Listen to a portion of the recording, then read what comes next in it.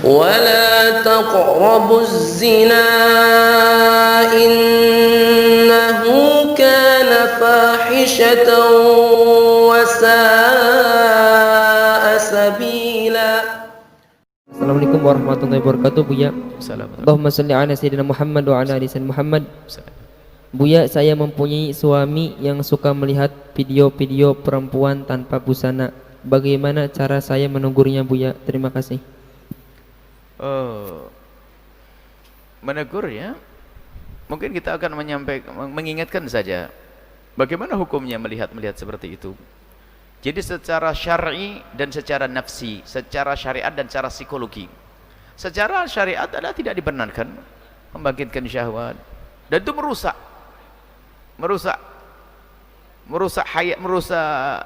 kejiwaan seseorang. Jangan percaya dengan fatwa picisan kalau suami istri nonton film porno nanti bangkit syahwat.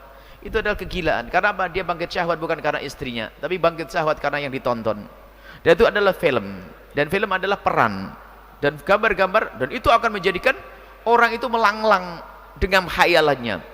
Dan naudzubillah, efeknya sangat luar biasa besar akan kembali kepada yang ada di rumah. Karena apa? Yang dimiliki tidak seperti yang ada di sana, sehingga dia tidak akan puas sampai kapanpun. Rendah orang itu nanti pada akhirnya, sehingga tidak akan puas dengan istrinya, tidak akan puas dengan suaminya. Ini kebodohan. Sementara Al-Quran sedang mengatakan kullil mu'minina yaghuddu min absarihim, katakan kepada orang yang beriman itu agar menutup matanya. Sebab apa? Dengan mata yang jelalatan melihat ini itu, sehingga dia tidak akan menemukan sesuatu yang betul-betul memuaskan. Karena apa? Adanya di alam khayalnya. Apalagi film.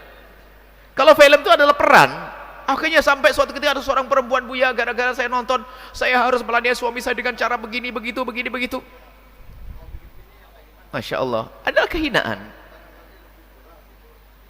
Dan ketahuilah bahwasanya dengan menjaga mata kita, menjaga hati kita, maka ketahuilah Allah akan memberikan keindahan yang luar biasa dengan yang halal yang ada dengan kita. Tapi kalau kita biasa dengan jelatan, Masya Allah, sampai suatu ketika ada seorang bapak, seorang laki-laki berkata, saya itu tidak bisa, Buya, berhubungan dengan istri saya kecuali setelah saya nonton film kotor. Saya pikir istrinya memang istri-istri yang modelnya model apa gitu. Akhirnya saya pengen lihat, datang ke sini, datang ajib, istrinya adalah manusia normal dan wanita yang mohon maaf bisa dibilang dia juga cantik. Kenapa kok sampai tidak bisa bangkit syahwat? Karena kebiasaan buruknya itu.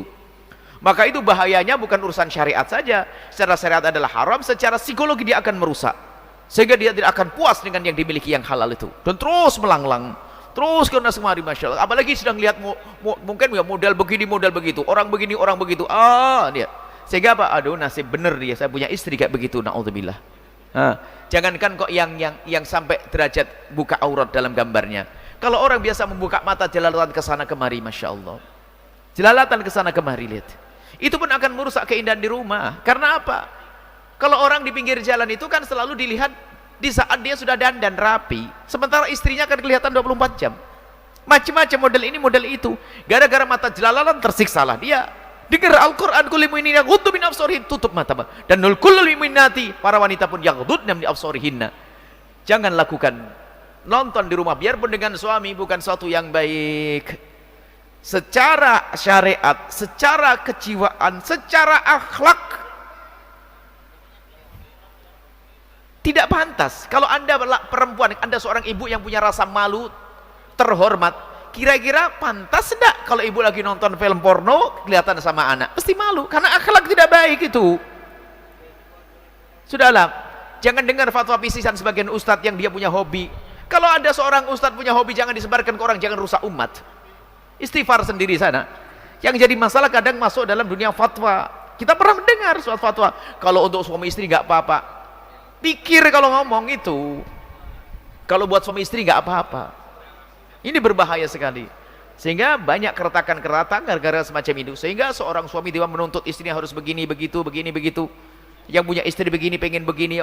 Yang perempuan juga demikian. Suamiku tidak memenuhi kebutuhan saya. Karena apa? Suamiku tidak begini. Rusak semuanya. Dan sebab kehancuran nanti pada rumah tangga pada akhirnya.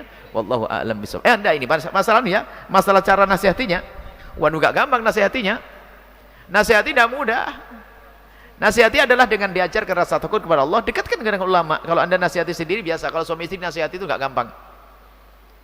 Anda dekatkan pada ulama, yang ulama soleh. Ini yang jadi masalah kalau ternyata suami Anda berguru dengan ustadz begitu, kan kacau. Kata ustadz nggak apa-apa, wah berantem nanti. Kasihkan rekaman ini, insya Allah nyampe kepadanya, insya Allah. Sampaikan ini, rekaman ini biar dengar. Ini demi kebaikan di akhirat nanti, wahai hamba-hamba Allah. Kalau mungkin ada orang yang pernah biasa nonton dan sebagainya, itu hendaknya perlahan untuk menarik diri. Dan itu kecanduan. Saya membaca buku bahasanya itu kecanduan. Sehingga orang yang capek sekalipun katanya, kalau sudah nonton itu bisa sampai pagi nggak tidur. Padahal nggak ada yang dicari. Dan mungkin dia sudah menemukan kepuasan, sudah tidak bisa ngapain. Bahkan mungkin, mohon maaf, dia sudah tidak terangsang lagi saat itu, tapi masih terus mengikuti. Belajar 1 jam capek, tapi kalau sudah nonton itu katanya sampai pagi pun tidak kerasa. Na'udzubillah. Lihat, lebih daripada candu-candu itu. Takutlah kepada Allah, ya hamba Allah.